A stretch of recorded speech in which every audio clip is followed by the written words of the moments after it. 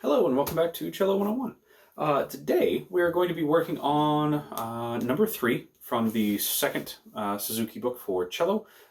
It is Minuet No. 1 by J.S. Bach.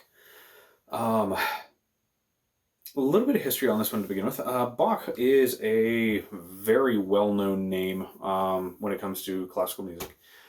He set up a bunch of stuff and set a lot of standards and a lot of set up a lot of ways things were done through his music writing, which started at a very young age.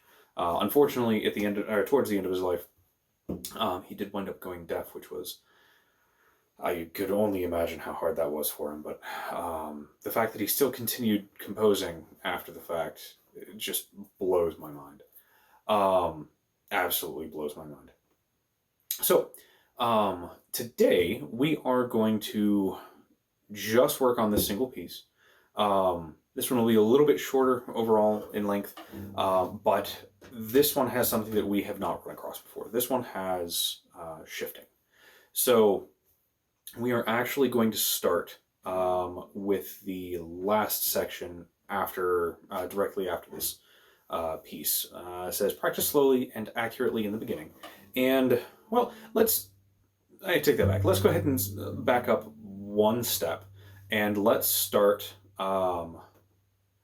with a G major scale. So starting on open G, it'll be open, open 1 3 4, open on the D string 1 3 4. So from here, let's just go ahead and nice and easy, let's just play through that scale. Let's do that once. So go ahead and play with me here.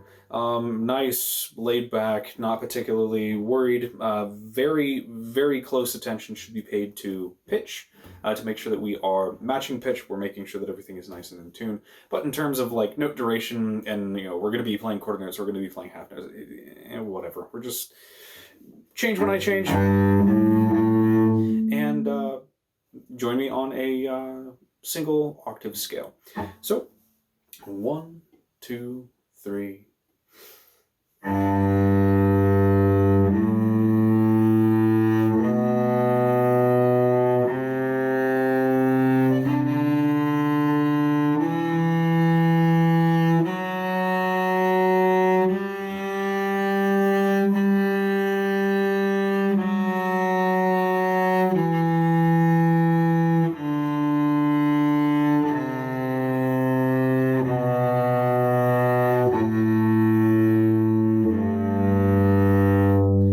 So with that, you should definitely feel the rest of your strings vibrating in sympathy, especially when you're playing on the G. My open C tends to buzz all over the place. It helps create this nice full sound coming out of this wonderful instrument.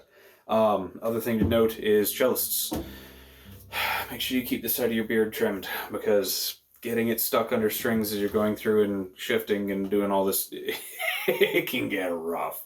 So, we are going to focus on the top end of this scale.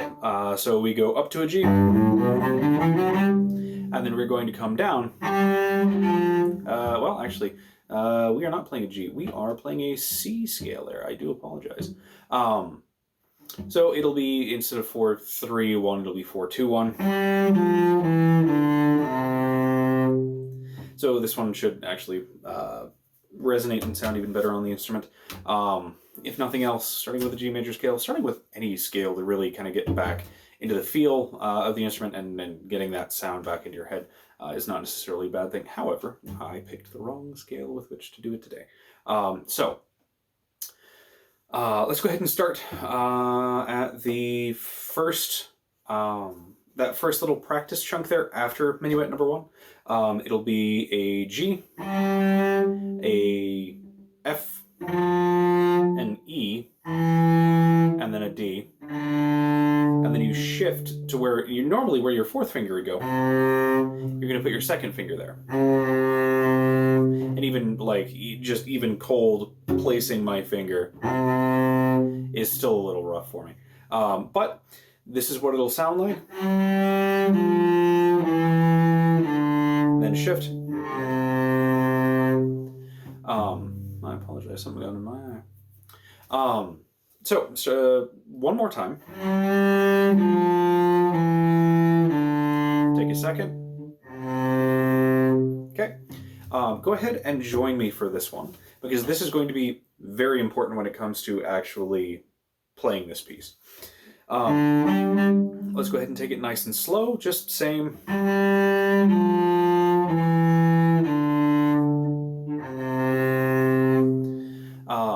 If you have tapes are going to be very handy. If you have just pencil marks written in where all of your fingers normally go, that will suffice as well. So go ahead and join me on this one. We're going to be nice and slow. So it'll be 1, 2, 3.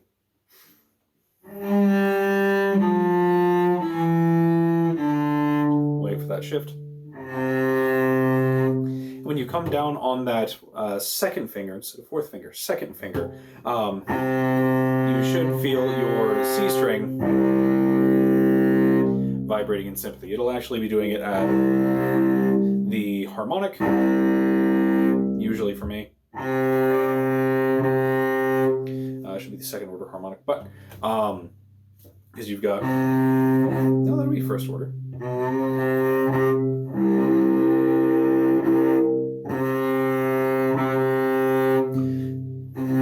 Yep.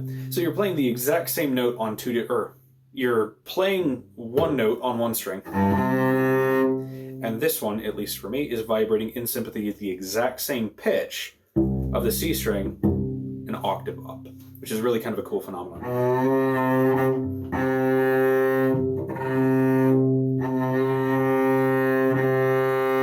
And you can really kind of feel how the instrument responds when you're playing a note that it naturally gravitates towards with open strings.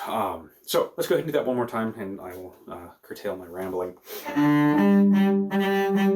So 1, 2, 3.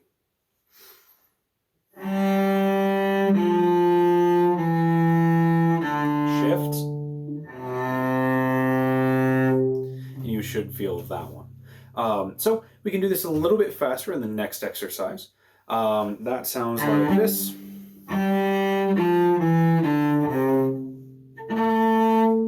Which will be featured in this piece that we're working on. We start on the fourth finger, run down, and then we have our shift. And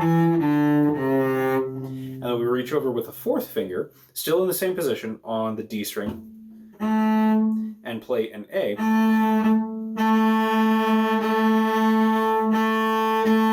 Which should be the exact same note as your open A string. So again, that sounds like this. And now that should. There we are. So go ahead and join me on this one. And then we will keep it very nice and slow. So da, da, da, da, da, da.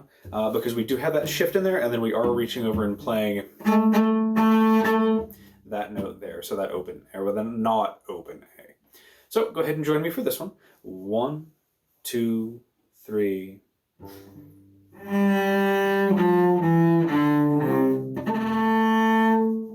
do that one more time, even though I was a little bit shaky there. Because you are catching that A on an up bow, which is kind of a weird, awkward start. So again, 4, 3, or 4, 2, 1, open, shift to a 2, and then you're reaching over to tag that fourth on the A string, or on the D string, which is playing an open A. So again, 1, 2, 3.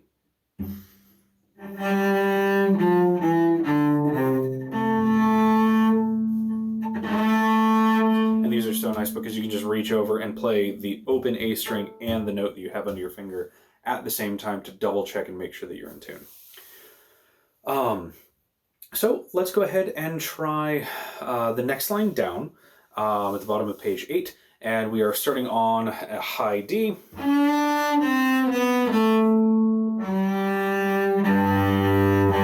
So we're playing the exact same thing we were above, just a string higher, so a fifth higher. So this this is what it sounds like one more time. With the smaller strings, they're easier to get to vibrate, but they're harder to get to sound nice, not scratchy, not crunchy, on an up bow, which we will be fighting with here in a minute. So this is what it sounds like. Shift. So go ahead and join me on this one. 1, 2, 3.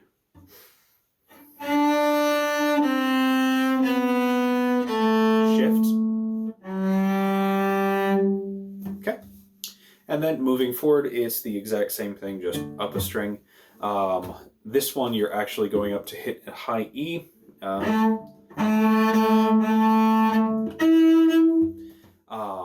Which is a very common beginning place for starting to get into shifting and all of that fun stuff. So the next section sounds like this.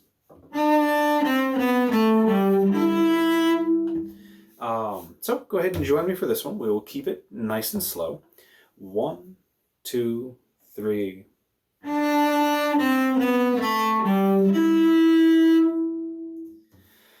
And then with all of this, as things goes on, you know, you can, shifting gets easier, moving gets easier, getting the starting on an up bow without it, or being super scratchy or crunchy, definitely is something that comes with time and with practice. So let's go ahead and look at Minuet number 1. And then start breaking it down by chunks. So just looking at it at the beginning, first line, not really anything, not anything special. You do have 2 tied notes in that first measure, so just make sure you put a little bit of effort into sounding those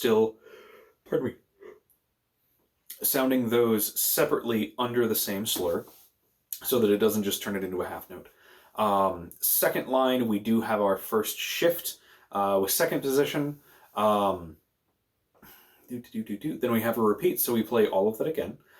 Measure 9 moving forward, we do drop in dynamic down to piano.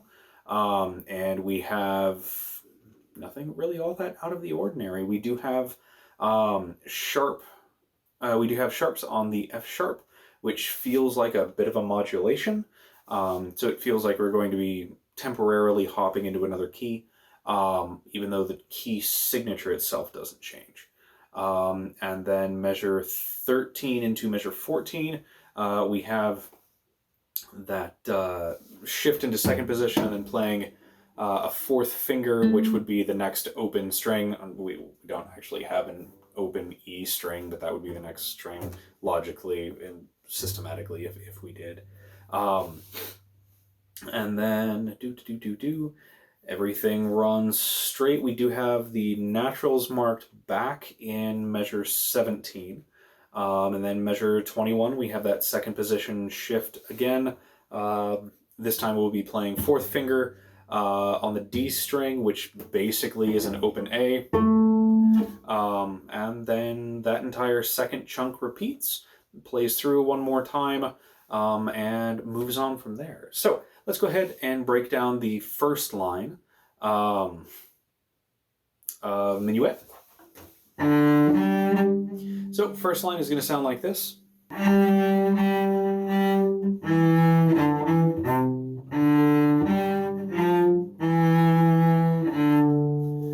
And so this one is going to be an allegretto, so we're taking it slow to begin with, and then once we tie everything together, we'll speed it up a little bit.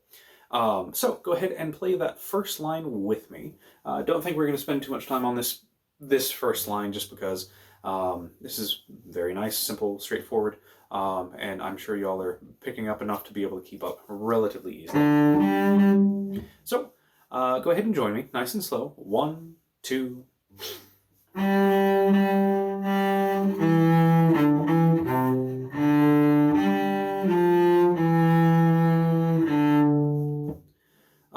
Just make sure that when you are and you have a little bit of emphasis, which is why they are marked with those tied or slurred in the second case notes, just to give them a little bit of separation. but not full. Apologies. You're not fully stopping the bow, but you're giving it that kind of feel to it. Let's go ahead and move on to that second line. Tail into measure 5. Keep in mind we do have the second position shift, and then beginning of 6th measure, we have that 4th finger on the D, giving us the same note as the open A. So this sounds like this. 1.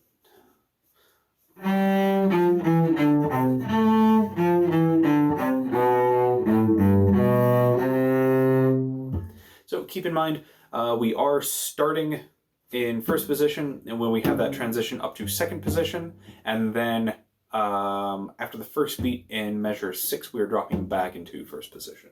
So let's take this a little bit slower, because this is kind of what I want to focus on. Keep in mind the fingering, or the fingerings written in above, just so that we can all stay on the same page. And let's go ahead and take this one nice and slow. Go ahead and join me. 1, 2.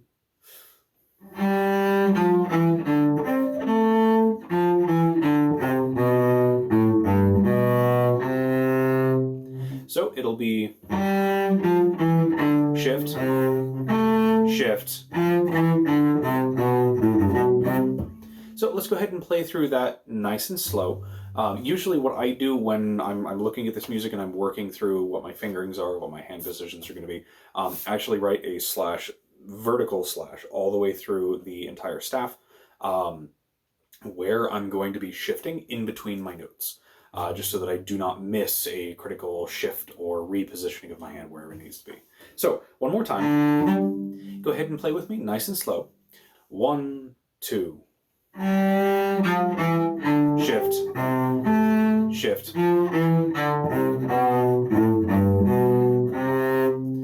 Apologies. Let's go ahead and do that one more time. Go ahead and play with me this time. I will try to work a little bit better on talking and playing at the same time. So let's go ahead and start beginning of measure 5, and then we will play through measure 8. 1, 2. Shift, shift.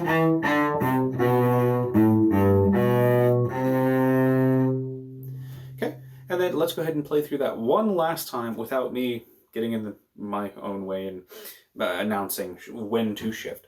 So, starting beginning of measure 5 and playing through measure 8. 1, 2.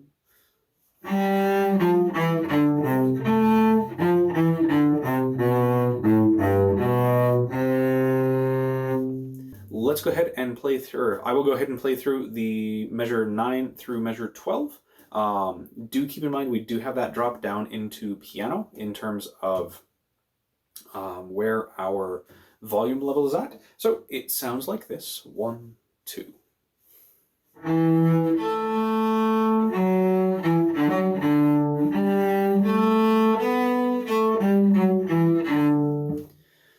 Okay, go ahead and join me for this one.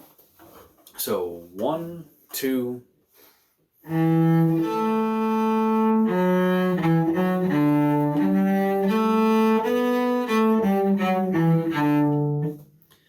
So nice, easy, not really much of anything to worry about. Let's go ahead and move on to measure 13 through measure 16. We do have another one of those, so playing in 1st position, shifting, hitting a high note in 2nd position, and then transitioning back down into 1st position. Sounds like this.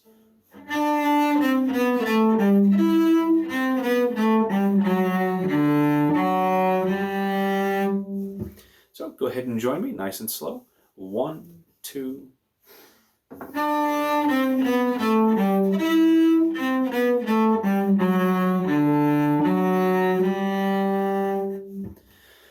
And then also work on trying to bring out the dynamics in that particular chunk. It's nice and swells as we go up in pitch, and then comes down as we continue on with the phrase. Measure 17 through measure 20 sounds like this.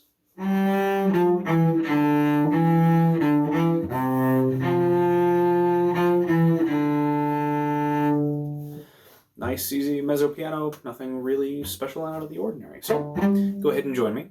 1, 2.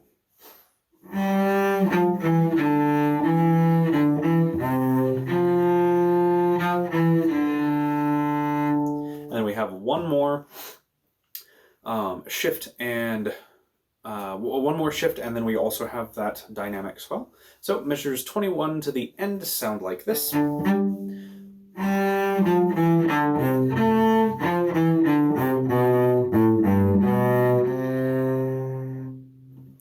So one more time, go ahead and join me, nice and slow.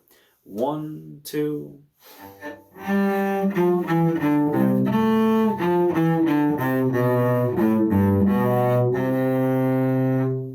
And then keep in mind, I apologize, there was a fly.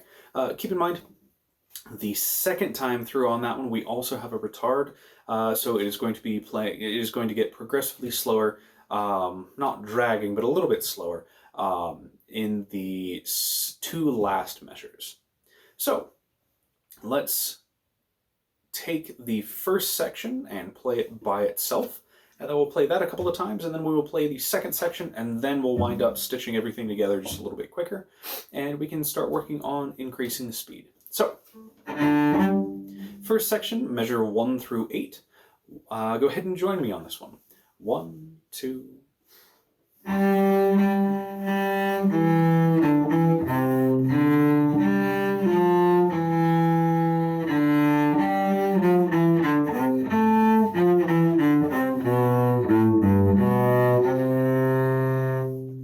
Let's go ahead and play that one more time, and go ahead and join me. 1, 2.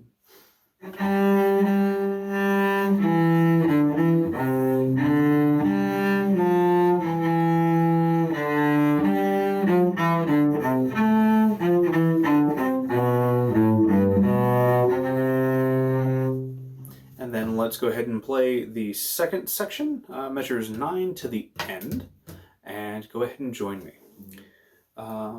Actually, let's go ahead and play 9 through 16, and then we'll do the second section again. So, 9 through 16. 1, 2.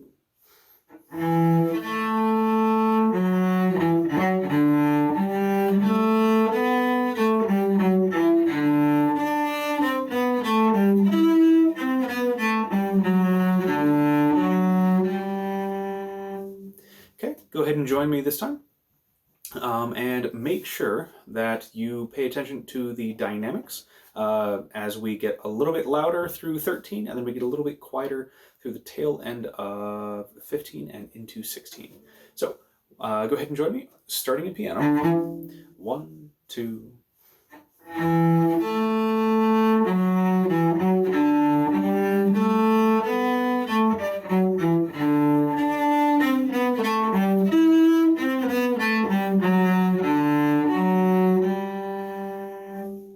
And then measure 17 to the end. Go ahead and join me for that. So, 1, 2.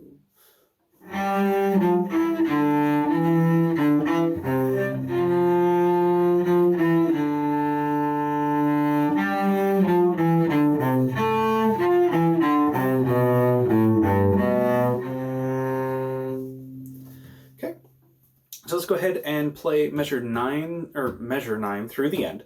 And then we will take the repeat to play it a second time through so that we can hit the retard on the tail end of the second time through. So measure 9 to the end with repeat, and then the second time through, last 2 measures with a retard.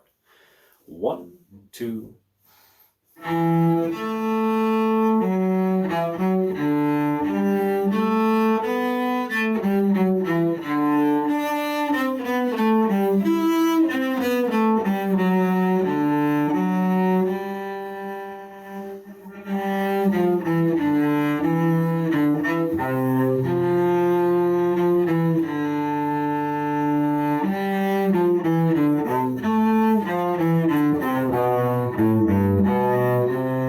Repeat.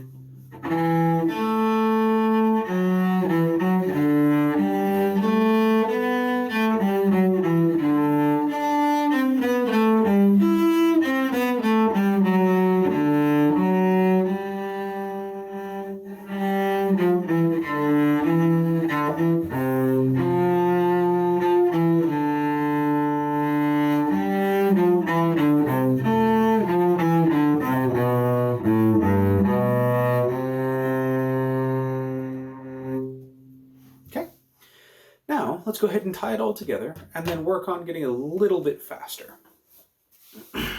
So we have the basics down, we have the shift. We have practiced it, at least we might not have it down quite yet, because that is a really hard thing to do accurately. Yeah, so let's go ahead and tie the first and second sections together and work on speed just a little bit. But as you are playing through this, definitely work on concentrating on the speed that you can be accurate in terms of the pitch. Highly recommend, especially when working on shifts, to work with not a metronome, I was going to say a metronome. Tuner, that's the word I was looking for. Definitely recommend working with a tuner and then practicing the shifts from first position to wherever that you happen to have trouble with, and then making sure that when you come down on whatever note it is, you're not trying to find the thing, which is something that I was notorious for, mainly because I hated working with a tuner. I always hate being told that I'm wrong. So let's go ahead and start at the beginning. And then we will take the repeat, and then we will go on to the second section, and then take the repeat, and then go from there. And we will work on a little bit more speed with this. Yeah,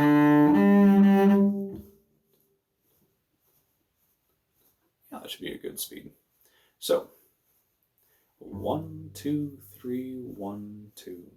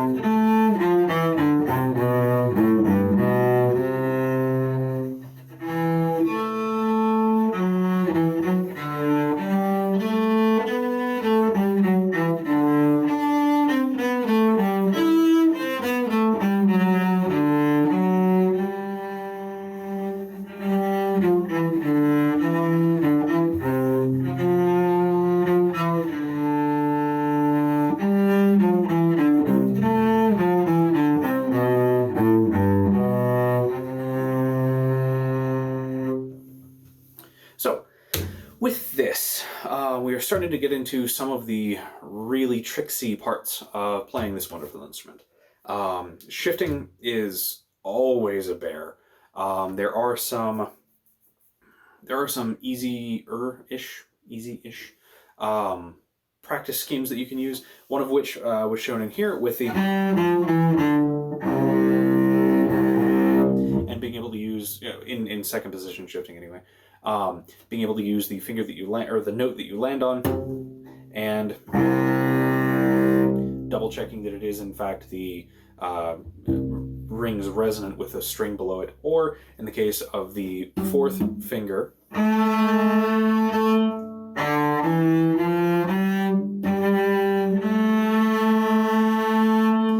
with the fourth finger in second position, double checking it with the exact note in unison with the string above it. Practicing shifts stinks. It takes a lot of time, it takes a lot of practice. But when you really start getting good at it, a lot of things wind up starting to get opened up. And it's really a mark of starting to move beyond just the initial easy to play stuff that isn't terribly technical. And this really does start heralding in a lot of the more technical aspects of playing this instrument. So with that, highly recommend practicing with a tuner, not a metronome, and highly recommend working on those shifts and getting to the point where you are a lot more comfortable with where you're coming down when you place your finger after that shift. And with that, I think that's going to wrap up today's work. just because this concept is huge and needs its own focus. It doesn't need to be drug out over a couple of different things. So with that, I will bid you adieu, and y'all take care and have a good week. Definitely make sure to practice.